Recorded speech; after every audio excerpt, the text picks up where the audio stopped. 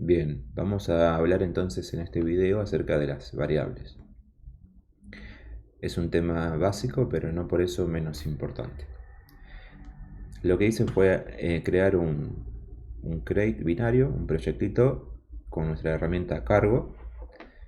Le puse de nombre Rust 101, lo cual me generó una estructura básica con un archivo cargo.toml y nuestro archivo principal main.rs. Habíamos dicho que el main.rs contiene la función main, que es lo primero que se va a ejecutar cuando corremos nuestro programa. Si hacemos un cargo run, vemos en consola una cadena de texto, que es la cadena de texto que hemos pasado como argumento a esta macro que es println. Podemos repasar brevemente que una macro, a diferencia de una función, tiene un signo de exclamación.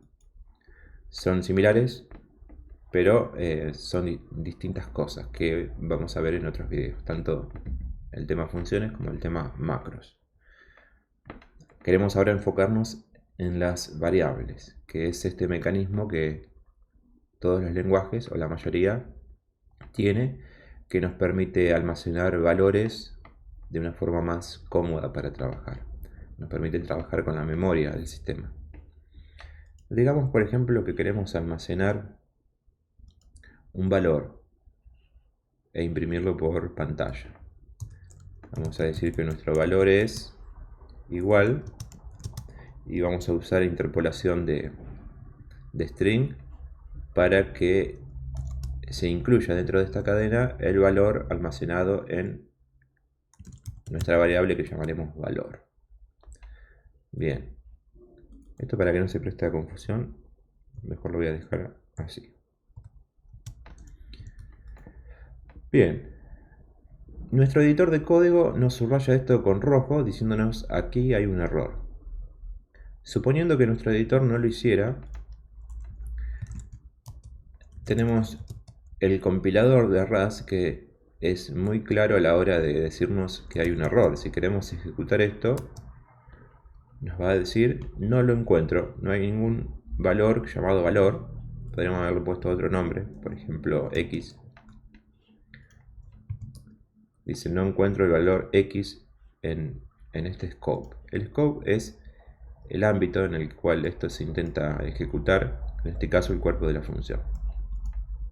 También vamos a hablar acerca de los scopes un poco más en detalle más adelante.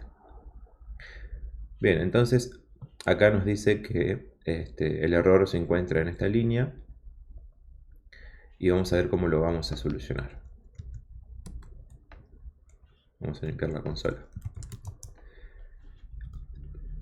Es un buen momento para sugerirles una extensión que yo utilizo bastante en Visual Studio Code que se llama Error Lens. Esto lo que hace es imprimir o mostrar al lado del error el mensaje que en este caso nos da el compilador. Bien, entonces es un poco más fácil o rápido de visualizar y se puede trabajar más cómodo porque no tenemos que estar corriendo nuestro compilador para saber cuál es el error. De todas formas vamos a usar el compilador porque no solamente nos dice cuál es el error, sino que muchas veces nos sugiere cómo solucionarlo. Bien, entonces el primer punto a tener en cuenta es que en Rust las variables, antes de utilizarlas, hay que declararlas. Para eso utilizamos una palabra clave que es let. Let seguido del nombre de la variable. Bien, si guardamos esto, vemos que ya no tenemos el error en esta línea porque efectivamente se encuentra la variable dentro del scope, pero ahora tenemos otro problema.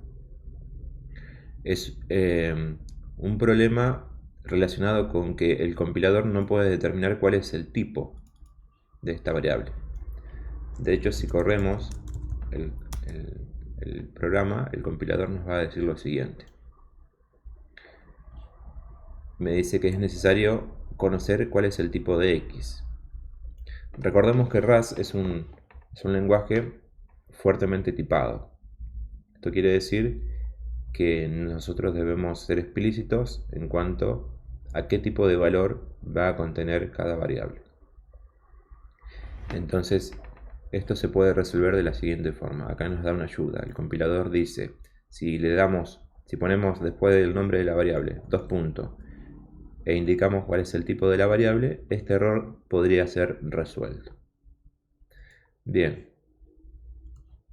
No vamos a entrar todavía en detalle de cuáles son los tipos de datos que nos ofrece Rust, porque esto es tema de otro video. Pero adelantándonos un poco, digamos que X es de tipo entero. Vamos a decir que es un entero con signo que de 32 va, un i32. Bien, puede ser un i32, puede ser un u32, son distintos tipos, no importa ahora. También puede ser un u8. Son distintos tipos que nos ofrece Rust que vamos a ver en otros videos más adelante. También podríamos haber dicho que esto es un booleano, ¿no? O podríamos haber dicho que esto es un string. El asunto es que estamos resolviendo este problema, pero de pronto nos encontramos con otro. Y es que X no ha sido inicializado. Bien, entonces repasando podemos afirmar lo siguiente. En Rust las variables tienen que ser declaradas, tienen que ser inicializadas, es decir, hay que asignarle un valor a la variable. Y también tenemos que asegurarnos de que el compilador sepa cuál es el tipo de valor. Si es un número, si es una cadena, si es un valor booleano o lo que fuere. Bien, entonces supongamos que le decimos que es un valor de tipo u8 y le asignamos un valor. Guardamos y ahora desaparecieron los errores. De hecho, antes podríamos haber corrido clear el programa para que el compilador sea más específico. Fíjense que acá nos dice que estamos usando el valor pero no lo hemos inicializado, y acá nos dice cómo podríamos haber inicializado en este caso un string. Si fuera un número, entonces la sugerencia sería otra. Nos indica cómo inicializar una variable. Así que si bien en este video estamos hablando de cómo trabajar con variables, de pasada vamos viendo otras cosas en las que me interesa poner énfasis, como por ejemplo el de familiarizarse con los mensajes de error del compilador. Esto es realmente muy poderoso, digamos, es algo que se destaca sobre otros lenguajes, lo que es el tooling, ¿no? Lo que es la experiencia de desarrollo con este compilador, que si bien es muy estricto, nos ayuda muchísimo a encontrar los errores y a solucionarlos. Entonces, vamos a hacerle caso y vamos a agregarle un valor.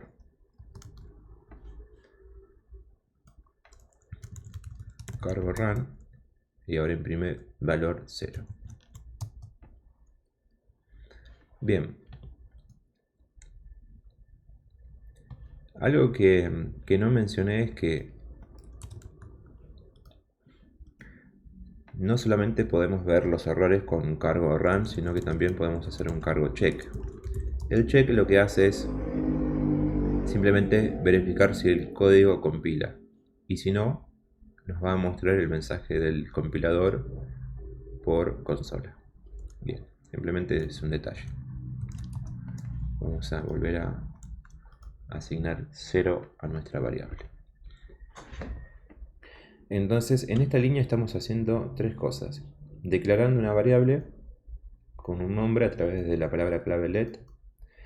Estamos indicando cuál es el tipo de valor que va a contener esta variable y le estamos asignando un valor, en este caso 0, para luego imprimir por pantalla.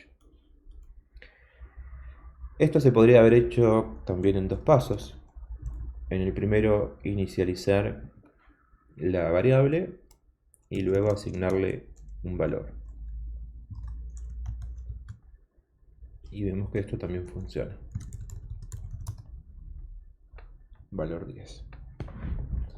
Bien. Vamos un paso más allá. Algo muy interesante de Rust es que, si bien es fuertemente tipado y necesita conocer el tipo de cada variable, tiene la capacidad de inferir cuando nosotros no se lo especificamos. Por ejemplo, en este caso, si nosotros borramos U8 y dejamos simplemente la declaración y la asignación, lo que va a hacer el compilador es inferir que esta variable podría llegar a ser de tipo i32. Es un tipo válido para lo que es el contexto en el cual se utiliza esta variable. Fíjense que si en vez de 10 utilizamos 10.5,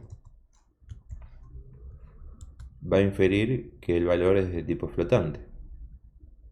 Si nosotros utilizamos un valor booleano, va a inferir que es de tipo booleano. En cualquier caso, nosotros podemos evitar tener que ser explícitos al momento de declarar la variable. Esto está bueno porque en la mayoría de los casos va a hacer que sea innecesario indicar cuál es el tipo de la variable y nos va a permitir trabajar con un código mucho más limpio, más legible. Bien, así que esto también incluso lo podríamos haber hecho en una misma línea sin declarar el tipo de la variable. Vamos a borrar acá. Bien, entonces yo podría haber hecho que x es igual a 10 y me está infiriendo, esto que está como en grisecito me lo está agregando el editor de código, pero no es que lo haya escrito yo ni es que lo agregue el compilador. Yo puedo poner acá true y me lo va a cambiar a booleano. Esto se llama entonces inferencia de tipos. Muchos lenguajes tienen esta característica. En el caso de Rust es realmente útil. Bien, ¿qué pasa entonces si yo quiero cambiar el valor de x? Vamos a decir ahora que x es igual a false.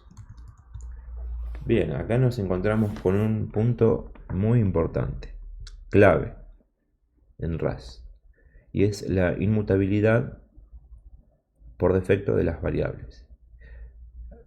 Cuando creamos o declaramos una variable y le asignamos un valor, no solamente que no vamos a poder cambiar el tipo, sino que tampoco vamos a poder cambiar el valor. Por eso nos dice que no se puede compilar. Lógicamente hay casos donde nosotros necesitamos cambiar el tipo de valor de una variable. Entonces, si intentamos ejecutar esto, vamos a ver que el compilador nos da un poco más de información. Y nos dice, considere hacer mutable x. Bien, y acá nos dice cómo. Agregándole luego del let la palabra mut. Excelente. Acabamos de convertir una variable inmutable en mutable. Y ahora sí podemos cambiar el valor.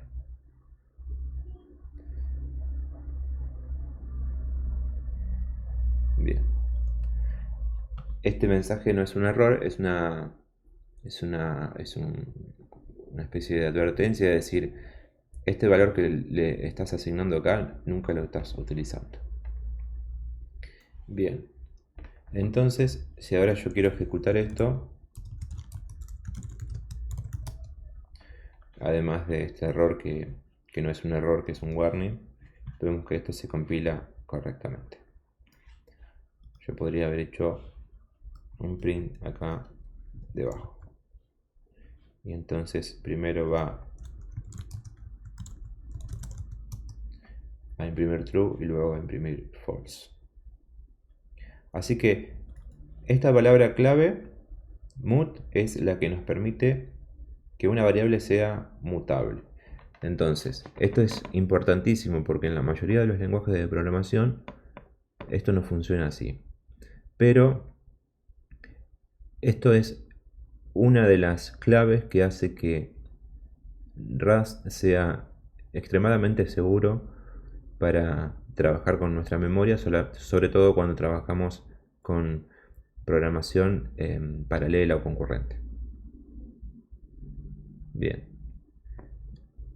Así que recordemos, por defecto las variables son inmutables a menos que explícitamente le indiquemos lo contrario. ¿Qué pasa si yo ahora quiero cambiar el tipo de la variable? En vez de que sea un booleano, quiero que sea un número. Yo acá le pongo un 10. Bueno, me va a decir, no, no podés agregarle un 10 porque x es de tipo booleano.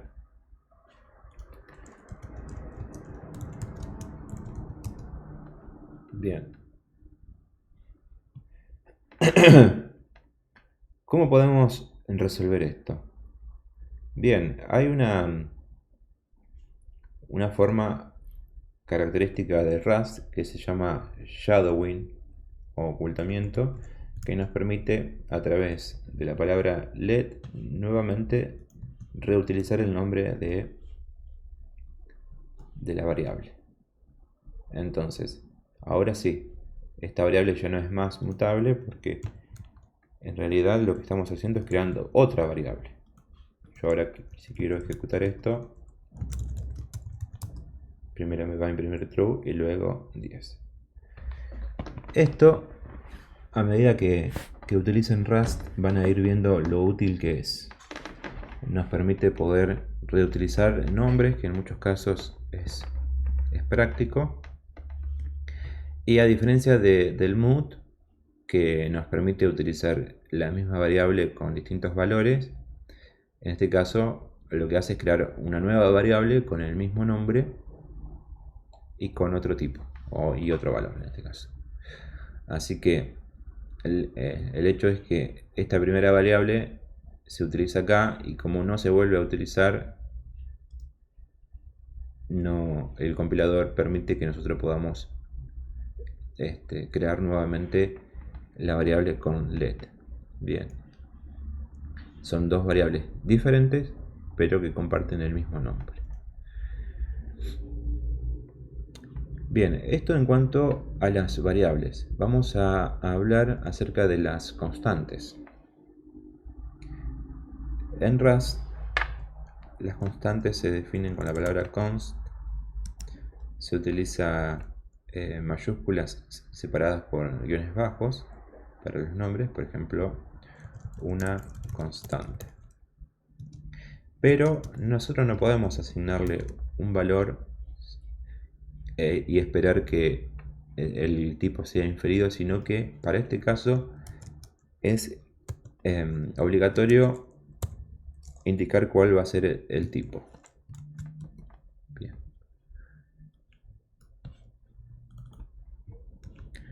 Vamos a poner acá una constante. Imprimimos esto. Bien, entonces tenemos el mensaje por consola. Bien, las constantes son muy útiles para aquellos valores que en nuestra aplicación, en nuestro código, lo utilicemos en varios lugares y entonces lo usamos como una variable global que no va a cambiar en ningún momento de la vida de nuestro programa, pero también nos permite agregarle un significado a un valor, ¿no? Que puede llegar a ser un montón de cosas, depende del contexto. Bien, entonces esto en cuanto a variables y en cuanto a constantes, podemos hacer explicar un aspecto más que tiene que ver con los scopes. Los scopes es donde viven las variables, es decir, si yo acá por ejemplo creo otra función que se llame foo, yo acá puedo crear otra variable que se llame x y que sea de tipo string, por ejemplo, y puedo luego imprimir esto sin problemas. Bien, acá nos dice que esta función no ha sido utilizada, la podemos utilizar acá. Bien, entonces no hay conflicto de nombres porque si bien las variables se llaman igual, están dentro de un scope distinto, que está definido por el cuerpo de la función. En general, siempre que haya llaves, vamos a estar trabajando en un scope distinto. Por ejemplo, si yo esto lo elimino, incluso dentro de un scope puedo yo definir otro scope y fíjense que no va a haber problemas. En este caso yo podría incluso tener otra variable que llamaremos i de tipo de cadena de texto, y yo desde este scope interno puedo acceder a ahí. Pero en el caso de x siempre va a tener prioridad la variable declarada dentro de este scope. Entonces si imprimimos acá x va a ser ASDF, no va a ser true. Pero en caso de x, perdón, en el caso de y se va a imprimir el valor del scope padre, ¿no? El scope superior. Bien, esto es un tema que se va a volver a tocar en otros videos, simplemente para tenerlo presente. ¿Por qué? ¿Por qué lo menciono ahora, perdón. Porque si bien es un tema que vamos a hablar cuando hablemos más acerca de la memoria, del manejo de la memoria que hace Rust, en realidad una variable vive dentro del scope. Es decir, una vez que se ejecuta todo el código de un scope, esa variable es eliminada, ¿no? Es destruida. Así que son cositas que es importante que vayamos conociendo. Bien, para no hacer muy extenso este video, la parte práctica, o sea, la parte de la resolución de ejercicios con Rustling, la vamos a hacer en otro video, en un video separado.